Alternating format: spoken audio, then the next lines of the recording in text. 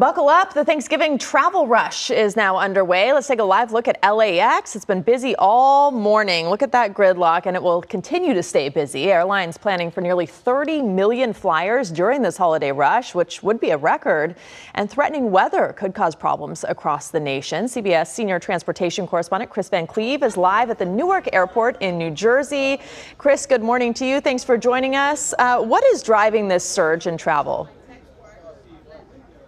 Rutabaga, good morning. We are in United's Operations Center here at Newark Airport, sort of like their own mini air traffic control center, where they're watching all of their nearly 370 departures today, trying to get some 50,000 people on their way out of Newark Airport. Driving the surge, AAA says is a host of factors. One, they think this is sort of the holiday travel season going back to where it would have been more or less had the pandemic not happened. And as people feel more comfortable traveling post-pandemic, we've seen a big bump in travel throughout the year, so you're getting the holiday bump on top of that, and that's why we're seeing these numbers, these potentially record-setting numbers, including at LAX, which is expected to be one of the busiest airports in the country during this Thanksgiving stretch. How big of a concern is weather? I mean, a lot of people flying across the country, and even here in Southern California, it's very, very windy, but I know the weather is worse in other parts. Yeah, there is a pretty big storm system that's moving across the country. It's up on a lot of the monitors up in this building, as you can imagine, as folks are watching it make its way into the New York area. It is a concern. It's going to get into the New York City area late afternoon into the evening, so the bulk of the day's departures will have been on their way out of here, which is good. But we're watching cities like Charlotte and Atlanta, Chicago, Detroit, even Washington, D.C., and of course those are all big hub cities. So airlines seem to think this may be a bit of a delay maker more than a storm that really disrupts and cancels a wide range of flights.